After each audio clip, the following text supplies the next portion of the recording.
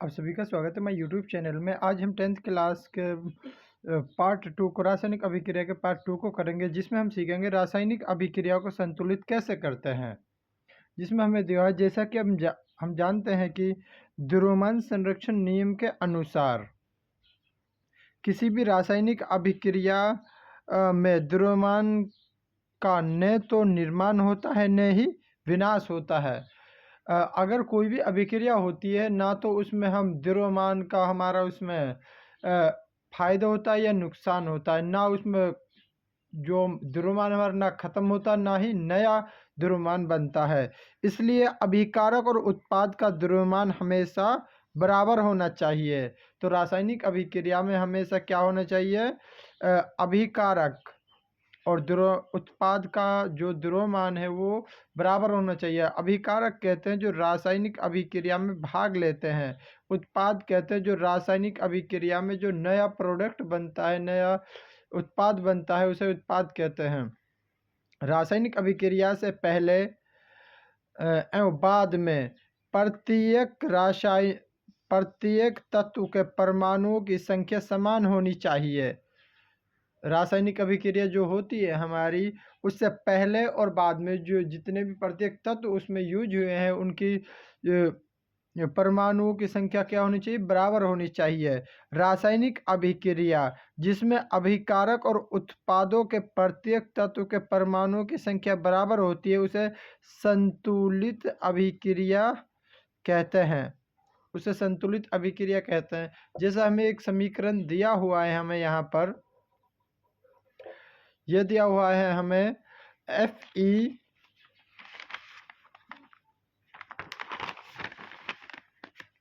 हमें दिया हुआ है Fe प्लस H2O बनता है Fe3O4 प्लस H2।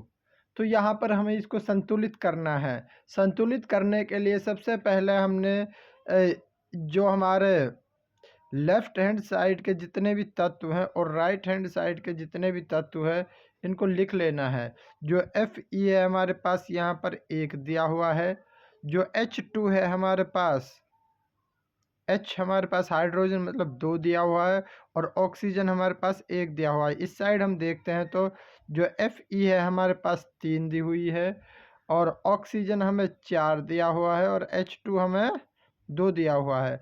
सबसे पहले हम इसको संतुलित करेंगे तो अगर यहाँ में Fe में हम 3 से मल्टीप्लाई कर दें तो Fe हमारा 3 हो जाएगा। यहाँ से अगर हम 3 से मल्टीप्लाई करते हैं तो Fe3 यहाँ पर भी 3 है। Fe और Fe हमारा इक्वल हो जाएगा। लेकिन यहाँ पर हमारा ऑक्सीजन कितने हैं, ऑक्सीजन 4 हैं और हाइड्रोजन 2 हैं। लेकिन अगर हम यहाँ पर 2 से मल्टीप्लाई कर दें तो यहाँ पर हाइड्रोजन यहाँ पर 4 हो जाएंगे और ऑक्सीजन हमारे यहाँ पर 2 हो जाएंगे। तो हाइड्रोजन को हमें 4 करने के लिए, ऑक्सीजन को 4 करने के लिए हमें 4 से मल्टीप्लाई करना पड़ेगा यहाँ पर। तो ऑक्सीजन को इस 4 से मल्टीप्लाई करेंगे, ऑक्सीजन को हम 4 से H2O को 4 से मल्टीप्लाई करेंगे तो यहाँ पर हाइड्रोजन हमारा 8 हो जाएगा, ऑक्सीजन हो जाएगा 4। तो ऑक्सीजन इक्वल हो गई, ऑक्सीजन इक्वल F इक्वल।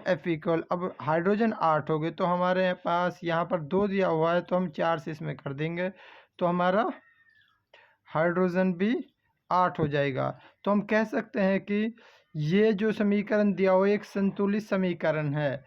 क्यों? क्योंकि F यहाँ पर 3 है, यहाँ पर भी 3 है। यहाँ पर H2O, H हमारा 8 है, यहाँ पर भी H 8 है। ऑक्सीजन यहाँ पर 4 और यहाँ पर भी ऑक्सीजन 4 है। तो हम कह सकते हैं दोनों साइड जो अभिकारक और उत्पाद में जो हमारे तत्वों की जो संख्या है या तत्वों के परमाणु की संख्या समान है, तो हम कह सकते हैं ये एक संतुलित समीकरण है। एक दूसरा उदाहरण लेते हैं हम। एक दूसरा उदाहरण लेते हैं जिसमें हमें दिया हुआ है NHO3 प्लस CaOH का होल ट्वाइस। तो हमारा इसमें बन रहा है CaNO3 टू प्लस H2O।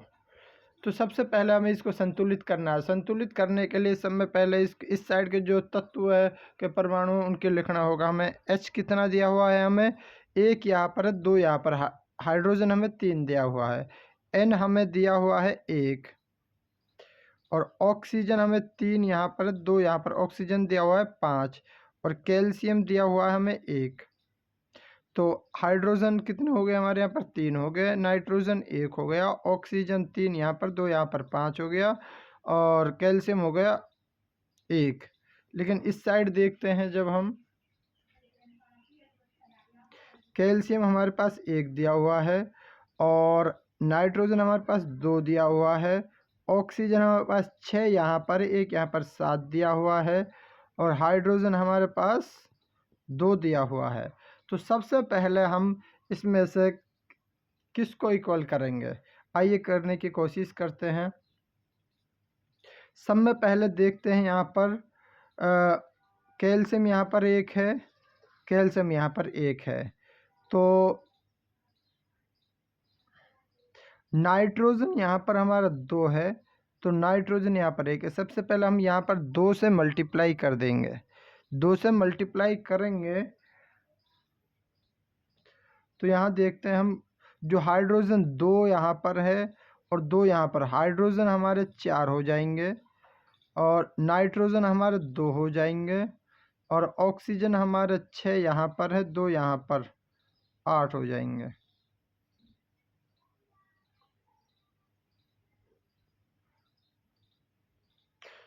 और यहाँ पर कैल्शियम हमारा 1 ही है, तो कैल्शियम यहाँ भी 1 है, यहाँ भी, नाइट्रोजन 2 यहाँ पर, 2 यहाँ पर। अब हाइड्रोजन और ऑक्सीजन को बैलेंस करना है हमें, तो हाइड्रोजन यहाँ पर 4 है, यहाँ पर 2 हैं, तो हम इस तरह कर सकते हैं कि यहाँ पर हम 2 से मल्टीप्लाई कर दें। अगर 2 से मल्टीप्लाई करेंगे तो हाइड्रोजन यहाँ पर हमारे 4 हो जाएंगे, हाइड्रोजन यहाँ भी 4 है और यहाँ भी 4 है, और ऑक्सीजन 2 और 6, ऑक्सीजन हमारे यहाँ पर 8 हो जाएंगे, ऑक्सीजन यहाँ भी 8 है, यहाँ भी। तो हम कह सकते हैं कि ये जो हमारा रासायनिक समीकरण दिया ये बैलेंस हो गया है या संतुलित हो गया है, क्योंकि हाइड्रोजन इस साइड हमारे 2 हाइड्रोजन यहाँ पर, 2 हाइड्रोजन यहाँ पर हैं, 4 हाइड्रोजन, लेकिन हाइड्रोजन यहाँ पर भी 4 हैं। और नाइट्रोजन की बात करें, 2 नाइट्रोजन यहाँ पर है और 2 नाइट्रोजन यहाँ पर है, तो नाइट्रोजन भी 4 है। ऑक्सीजन की बात करें, 6 यहाँ पर है, 2 यहाँ पर, 8 ऑक्सीजन हमारे यहाँ पर, 2 यहाँ पर, 6 यहाँ पर, ऑक्सीजन हमारा 8 है। कैल्शियम 1 यहाँ पर, कैल्शियम यहाँ पर, और तो दोनों साइड अभिकारक और उत्पाद में हमारे तत्वों के परमाणुओं की संख्या बराबर है, तो हम कह सकते हैं जो ये हमारा समीकरण है वो है हमारा संतुलित है। एक दूसरा एग्जाम्पल लेते हैं इसी तरह का, हम यहाँ पर दिया हुआ हमें NaOH प्लस H2SO4, और ये बन रहा हमारा Na2SO4 प्लस H2O। तो यहाँ पर Na मतलब सोडियम हमारे पास 1 दिया हुआ है, और ऑक्सीजन यहाँ पर हमें 5 दिया हुआ है, हाइड्रोजन यहाँ पर हमें 3 दिया हुआ है, S सल्फर मतलब 1 दिया हुआ है, यहाँ पर Na सोडियम हमें 2 दिया हुआ है, सल्फर 1 दिया हुआ है, और ऑक्सीजन हमें 5 दिया हुआ है, हाइड्रोजन यहाँ पर 2 दिया हुआ है। सबसे पहले हमें सोडियम को परमाणुओं की संख्या को बराबर करेंगे, तो हमें यहाँ पर 2 से मल्टीप्लाई करेंगे, 2 यहाँ पर, ये 2 हो जाएगा, ऑक्सीजन 2 यहाँ पर है, 4 यहाँ पर है, तो ऑक्सीजन हमारा 6 हो जाएगा, हाइड्रोजन 2 यहाँ पर, हाइड्रोजन 4 हो जाएगा, और सल्फर हमारा 1 ही रहेगा। तो यहाँ पर सोडियम 2 हो गया, सोडियम 2 हो गया, सल्फर 1, सल्फर 1।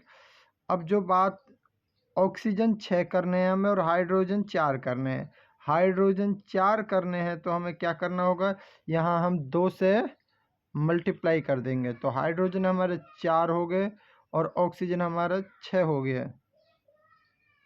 तो हम कह सकते हैं ये एक जो समीकरण दिया एक संतुलित समीकरण है, क्योंकि जो हमारे अभिकारक में जो तत्व यूज हुए हैं उनके परमाणुओं की संख्या और उत्पाद जो बना उसमें जो हमारे तत्व यूज है उनके परमाणु की संख्या बराबर है, तो हम कह सकते हैं ये एक संतुलित समीकरण है। चलिए और आगे एक एग्जांपल और ले लेते हैं। BaCl2 plus H2SO4 BaSO4 plus HCl। यहाँ पर देखते हैं Ba हमारे पास बेरिलियम 1 है, क्लोरीन 2 है हमारे पास, और हाइड्रोजन 2 है, SO4 1 है, सल्फर 1 और ऑक्सीजन 2 है। तो क्लोरीन भी 2 है, हाइड्रोजन, तो ऐसा करते हैं हम यहाँ पर 2 से मल्टीप्लाई कर देते हैं, तो इसके सभी जितने भी इसमें तत्व यूज हैं उनके परमाणु की संख्या बराबर, तो हम कह सकते हैं यहाँ पर सिर्फ 2 से मल्टीप्लाई करने पर जो हमारे समीकरण वो रासायनिक समीकरण वो बैलेंस हो जाएगा या संतुलित हो जाएगा। और ऐसी वीडियो के लिए हमारे चैनल को सब्सक्राइब करें, शेयर करें, लाइक करें।